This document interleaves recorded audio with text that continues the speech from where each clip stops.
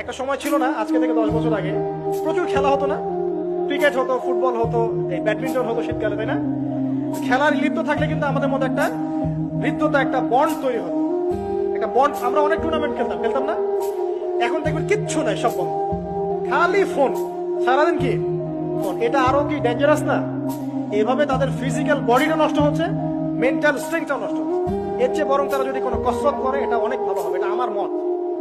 ঠান্ডা মাথায় আজকে রাতের বেলা চিন্তা করবা যে আল্লাহ পাক তোমাকে কি জন্য দুনিয়ায় পাঠিয়েছেন।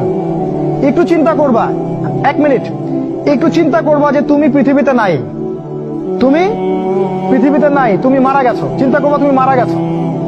এরপর চিন্তা করবা তুমি যে মারা গেছো পৃথিবীর কারো কোনো সমস্যা হচ্ছে কিনা। তুমি যে মারা গেছো পৃথিবী কি থেমে আছে? তোমার পরিবার থেমে থাকবে?